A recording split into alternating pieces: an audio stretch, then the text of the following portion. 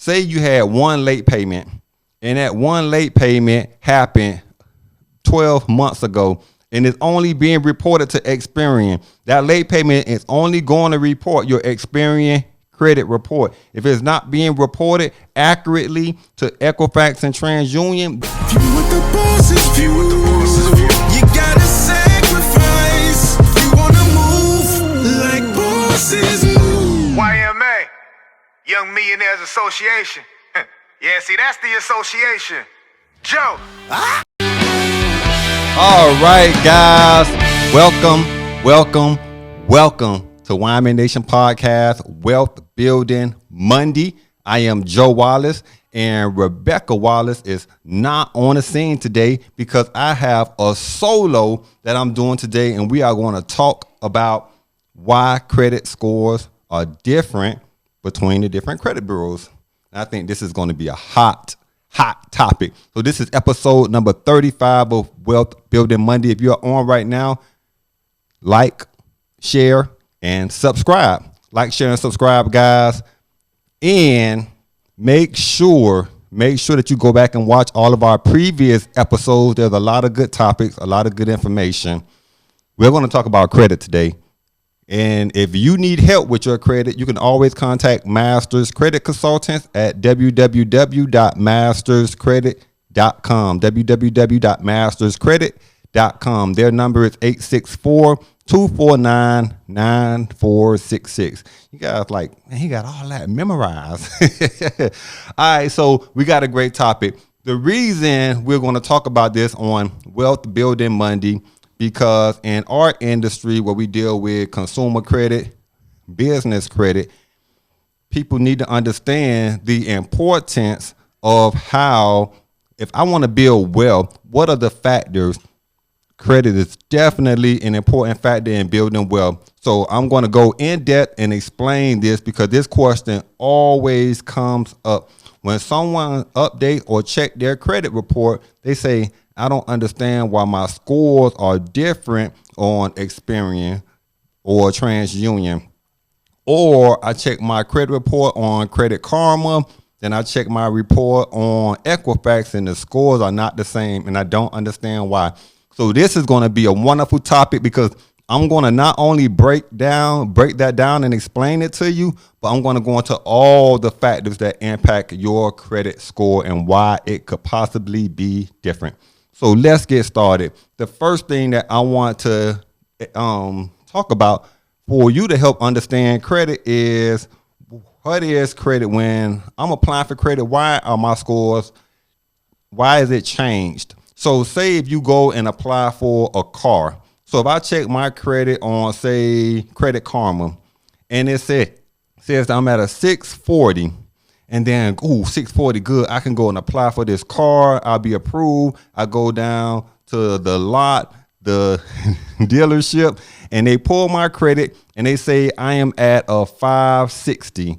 And if I want to purchase this car, instead of being able to pay $400 per month on it, they want me to pay $480, $500. Why? Because the interest rate is higher with a lower credit score. But why is it different? I don't understand it. Before I came down here, I checked my credit. Why is it different? So let's go into it. Your credit score, it ranges from a 300 to a 850 on the FICO scoring range. So our goal, especially if you're going through credit, is to always get a client to a 720 and above. That's considered excellent credit. So, but the range, it ranges from a 300 to a 850. If you're over a 720, then it's pretty much anything that you apply for, you're probably going to get the same rates from a 720 to a 800. All right, applying for credit. If you go somewhere and you check your credit, say on Equifax.com, Credit Karma, and then you go and you apply for a credit card and you apply for a car, why does it changes? Because every scoring model is different based on who you're checking your score with. For example, if I was to pull my credit on Credit Karma and they have a scoring model, then I go and check my credit on Identity IQ or a separate platform, the score is separate because each platform has their own scoring model. But why does it change? Let's talk about the factors that makes up your score and why it changes on each platform. The factors that make up your score, one, payment history. That's the largest factor of your FICO credit score or Vantage score. The largest factor is your payment history. That means you have to pay your bills on time. It makes up 35% of your score. That means on the due date, when an account is due, you have to pay it on time. The next factor is utilization. That means how much credit do I have out there versus how much have I used? So that's my debt to credit ratio. That makes up 30% of your score. How is that broke down so you guys can understand? If I have a credit card and that credit card has a $1,000 credit, $1,000 credit limit, and I spend $500 on it, I have just used 50% of the total credit. So I take $500 and I could divide that by 1,000, 50% of that. If you use $100 out of 1,000, 10%. They online, they tell you stay around 30%. I always try to tell clients stay around 10%. So if you have $5,000 of credit, try to stay around 500 or less to maximize on the scores. The age of your credit is the next factor. It makes up 15% of your score. The age means how long have I established credit and show good payment history on the account. That means if I purchased a car that was 4 years ago, that means that age on the account is 4 years. Now, it changes. You can't think of that as your overall age because if I have a car and that's 4 years and I have a separate car that's 2 years, now the age of that is 2 years because now I have a 4-year account and a 2-year account for a total of 6 years. I divide that by 2. Let me correct that. 3 years. So I have a total of 3 years of age. So the more accounts you have, then you divide that number by the total age. And that's very important when you talk about credit cards. We're going to talk about that next. This makes up 10% of your score. New credit. So that's every time you apply and open up a new account, it impacts your score. That's why they tell you do not add too many inquiries on your credit over a short period of time. Every time a new inquiry hits your credit, it drops your scores down. And every new account that you open, it impacts the age of your credit. So if I have a credit card that's 1 year old and I open up a brand new account today, that means I have an account that's brand new with no age on it and an account that's 12 months. So I got 2 accounts for a total of 12 months. I divide that by 2. Now my age is only 6 months. Between 1 to 2 years is poor for your age. So I'm going to tell you how to maximize and get all the points from age. This is how people have their scores in the 800s because they maximize on every factor of the FICO. 1 to 2 years is poor. 3 to 4 years is fair. 5 to 6 years is good. 7 and above is excellent. That's how you maximize on your age. Another trick or tip that I could give you guys to help improve your age. Say if I have my mom has a credit card and she had this account with Capital One or Chase, and that account has been open for 15 years. If she add me as an authorized user on that account, now I also have 15 years of age on my credit. So if I open up a brand new account, I got a brand new account plus a 15-year-old card. Now I got 2 cards for a total of 15 years. Now I got an average of 7.5 years of age on my credit. Tip. The last thing is mixed credit. That makes up 10% of your credit. And it's important to understand that because this is how you're going to get into the 800s by maximizing on every factor of the FICO. Your mixed credit is having a combination of not only revolving accounts, such as credit cards, lines of credit, but also having an installment loan, such as an auto loan or personal loan, or a mortgage. That's mixed credit by having a combination of all these types of loans. And what that does is it shows a lender that not only are you capable of managing a credit card, but you're also able to manage a large account such as a mortgage that's $200,000 or $300,000, or a car that's $20,000 or $15,000. Now that you have a good understanding of the factors of the FICO, why does it change if I pull my score on whatever site I use here versus the site over here? Why does it change? Because different scoring models may put more emphasis on certain areas of the FICO, such as if I go and apply for, say, a loan, and they may be more concerned. They may not be concerned with my mixed credit. They may not be concerned with my new credit, but what they may be concerned more of is how long have I managed credit. So the weight on it may differ, and there'll be more emphasis on the age of the credit and my payment history. Those could possibly be like the two largest factors on how it's weighed. So that's why it changes depending on where I check on. Well, where I check, I guess to say, where I check for my credit score. What makes up the FICO? We just covered that. We're going to talk about why does this happen? So the Fair Isaac Corporation, that's the FICO, that's the organization. So before it was created, that was in 1989. In the past, if you apply for a mortgage or a car loan, the banks, it would just be up to whoever the underwriter is who reviewed your application and check your credit, and then they would make a cautious decision based on them saying, this looks good. Yeah, I think I can approve on, or no. So to take away any possible discrimination or any reason on why an individual could say yes or no, they created the FICO, which is the Fair Isaac Corporation.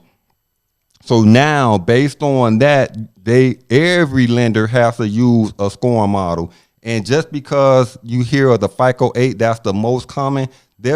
Right now, as of today, there's an average of 28 other scoring models out there. So that's why when you check on one site, that one site may pull your scores, and it could be the FICO 8. And then you go somewhere else and they pull your scores, it could be the FICO 5. So it ranges depending. That's why it's important. Anywhere you go, ask them, what scoring model are you going to use when you pull my credit? So you already have an idea. If you're signed up with, like, say, for instance, Experian.com, Experian.com will give you all the scoring models. They'll give you your FICO 8, your FICO 5, your FICO 2, your Vantage. So then you have an idea. I know exactly where all my scores at across the board. So if I call this lender and ask them, if you pull my credit, what scoring model or does your bank use?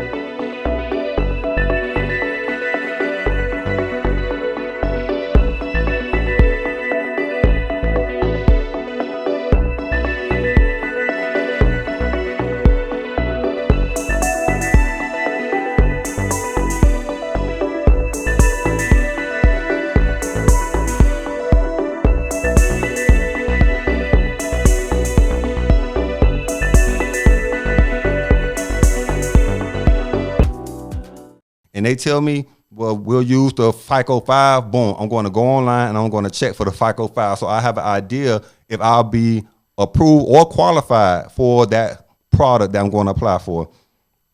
Now, next, let's talk about the three credit bureaus. The three major credit bureaus we have: Equifax, Experian, and TransUnion.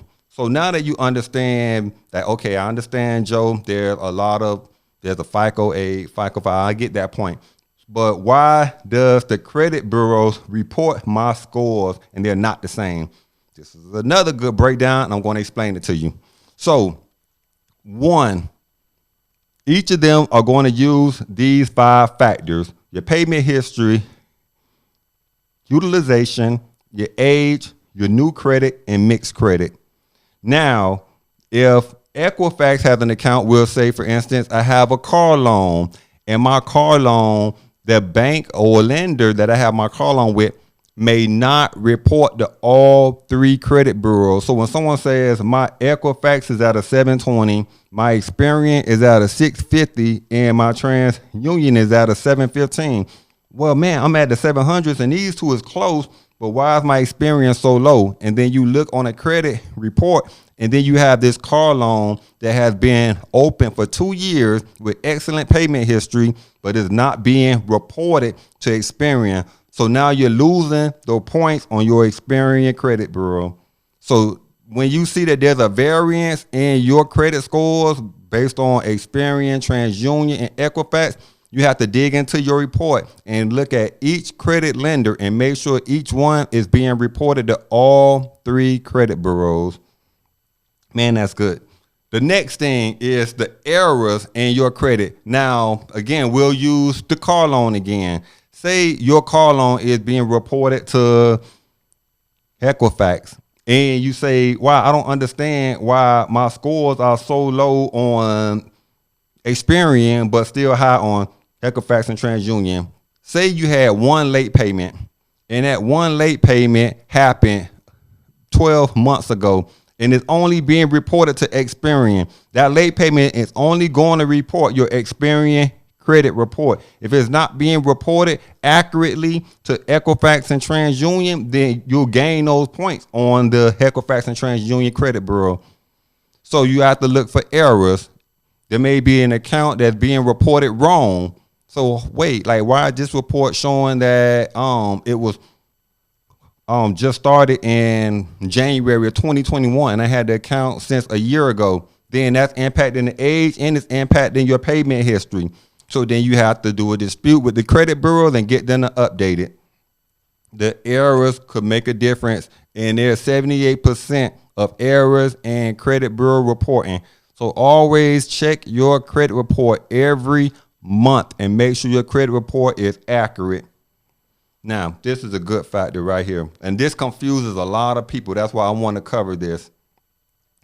The date that an account can report to your credit bureaus, you'll say, you know what? Okay, I have a credit card, and we'll use the same one as an example. I have a $1,000 credit card, and I have a balance of $500, and it's having a negative impact on my credit score because, you know, if, like, example, if you use Experian, there's a simulator, and it will tell you what's having an impact on your score. And if you pay it down, how many points can you approximately gain from that? So you say, so if I pay down this one credit card, then my credit scores could possibly go up from a 650 to a 720.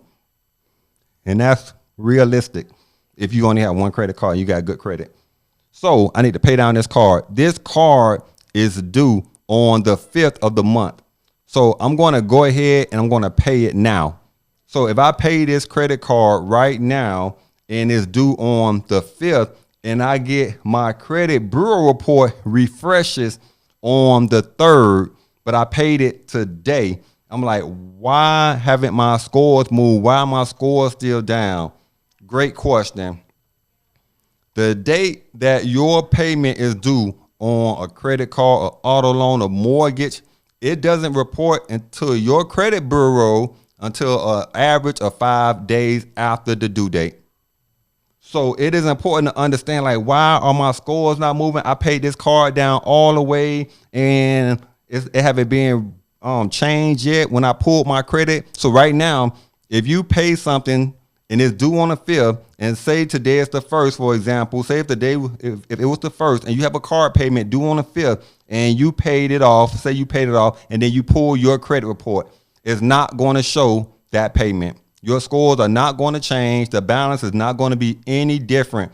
The best strategy to use is always check your credit report. If you're focusing on a specific account, check your credit report 7 days after the payment is due. It takes approximately, depending on the bank or the lender, approximately 3 to 5 days to hit your credit. So if you check it 7 days, it definitely should be updated on your credit report. That is important. Understand the due dates versus the report dates. Just because an account is due and you paid it on that day, even if it's due again on the 5th and you paid it off, I paid it on the day, I said it was due today, you paid it on the 5th, don't expect it to be updated on your credit report tomorrow or that following day. Give it 7 days. Utilization on your credit. We just talked about that, right? How it makes up 35% of your score. I'm sorry, 30% of your score. I'm thinking about payment history. Your debt to credit is 30% of your score. Now, why is this so important? If you have good payment history on a card and you have, say, again, we'll use that $1,000 card and that card is at $800 now, you are destroying your credit. That one account is destroying your credit. Your debt to credit is too high. So online, they tell you stay around 30%. You're at 80%. So if you only had that one account and you've had that account open for like 2 years and you got a car loan that's 2 years old with excellent payment history, you'll be in the 700s. But when you increase the debt on that card, and I see this all the time, people say, I don't understand why my scores are going the wrong way, but I'm getting collections removed from my credit, but my scores are going down because you are increasing your balance on your revolving accounts. So it's like a counter effect. Yeah, the negatives are being removed, but now you're coming and adding more debt, which is causing your scores to go down. So yeah, it would have went up with the collections removed, but now it's going right back down to possibly where you started at with your increase in debt. It all has to work simultaneously. Any of you guys planning on going through credit repair or you're doing it yourself, everything has to work simultaneously. So if you're going to start doing credit repair, say today, that means that if you have no credit cards, you need to get you a secured credit card today. So everything works simultaneously. It could take 4, 5, 6 months to have your credit where it needs to be. But if don't wait 5 months to say, okay, now I'm going to start to build credit, because you just lost 5 months of age on your credit. That means that where your scores could have went from a 580 to a 680, now you're just starting credit building. Now your scores are going from a 580 to a 620. And you're like, man, I got 7 collections off my credit, but my scores are not moving. Why? Because, yeah, the negatives are removed, but there's no positive to build up the scores. So you got to do everything simultaneously. This has been a great discussion. So we covered why credit scores are different between credit bureaus. That was the main subject, but I wanted to take you guys a bit further in depth and talk about the range so you understand, like, as I try to build and improve my financial status, if I'm applying for things, because all this impacts your future. This whole model right here impacts your future, whether it's home buying, whether it's buying a car, whether it's credit cards. This impacts your future. And before I end, I'm going to explain to you why, because the decisions are that I know a lot of the followers on the YMA Nation page are between the age of 17 and 25. And this is important because you're at the age that the decisions that you make right now is going to create the path of your future. So listen to this. Whether you're buying a car, whether you're getting a credit card, if you buy a car right now with no credit or bad credit, so you got a 570 and you go and apply, they're like, well, I ran your credit 15 times. So now you got 15 new inquiries on your credit, but I ran your credit 15 times and I got you approved with this bank over here, but the interest rate is 28% and I'm going to need $2,000 down. And you're like, well, I got to get a car because I got to get to work. So you give them $2,000 and you drive off in that car. That's it is 2021. So you drive off in a car. That's a 20, we'll say 12, right? And it has 100,000 miles on it, but you got your car, right? 2,000 down, you got your car. You driving, all right? Now, the interest rate is so high and your payment is so high because you're paying more towards interest versus principal.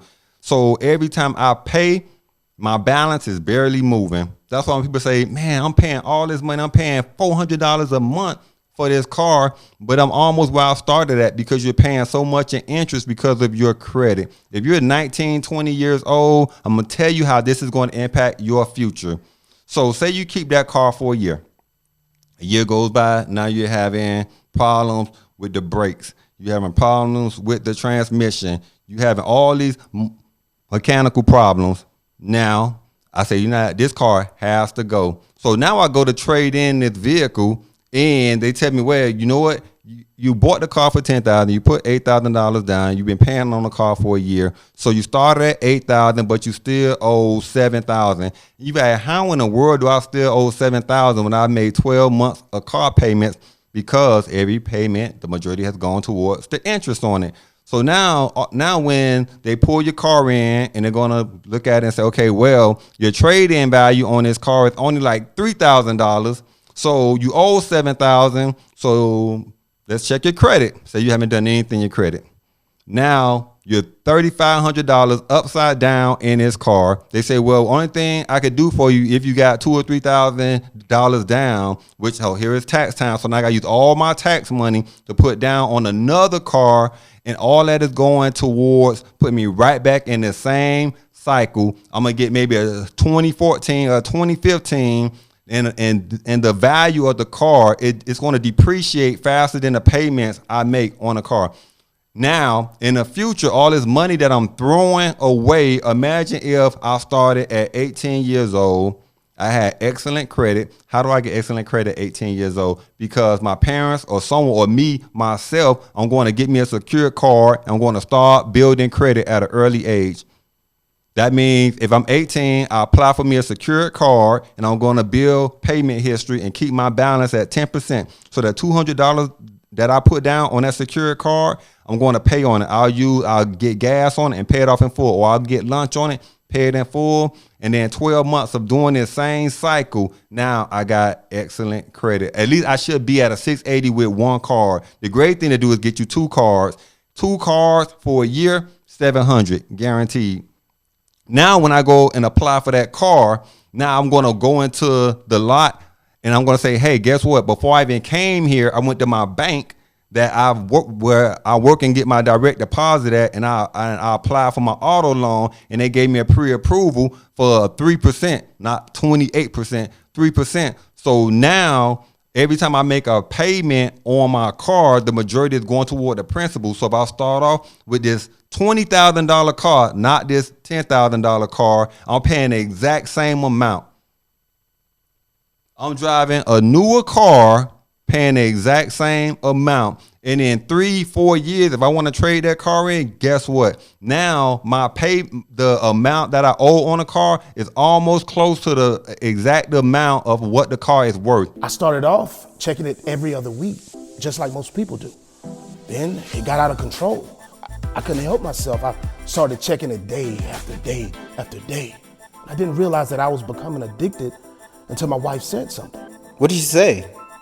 She said, it's just a credit score, relax.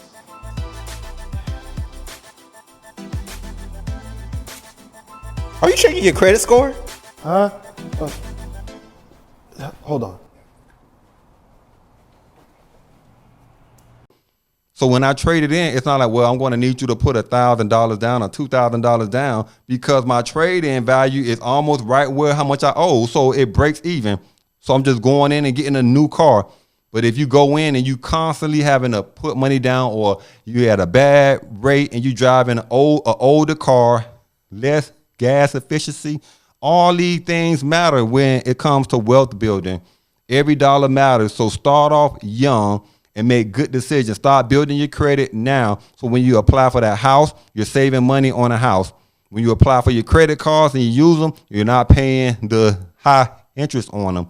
And then you also be able to get approved for premium cards where you get 0% interest rate for 6 months, 12 months. So if I use the car, I'm not paying any interest back on the amount I use. All these factors is going to create my future to put me in a good position financially. That is it, guys. I hope you guys learned a ton. We covered a lot over that time span, guys. I hope you guys were able to understand the difference between the credit bureaus and their scoring models. Thank you for watching. Got to bring in the music. Have to bring in the music, guys. So thank you for watching the YMA Nation Podcast. You know, I was serious going through everything because I really want you guys to absorb the information and utilize it. Right? You have to implement it into your life. Don't just watch the podcast and say, that was a lot of good information. That was good, Joe. But you don't use it. Take the information and put it to work. So I will see you guys on Wednesday. It will be Rebecca's show, Real Estate Wednesday. But I will be there. I won't be on the show. I'll be on the sideline watching, observing. Because she's going to have a special guest. Make sure you like, comment, and subscribe. If you are on right now, subscribe. And guess what we are going to have? Guess what we are going to have next Friday? We are going to have our drawing for everyone that hashtag YMA Nation throughout January. So hashtag down in the comment section, YMA Nation. I'll see you guys on Wednesday. View what the boss's view. You gotta sacrifice. You wanna move like bosses move. YMA, Young Millionaires Association. I Yeah, see, that's the association. Joe.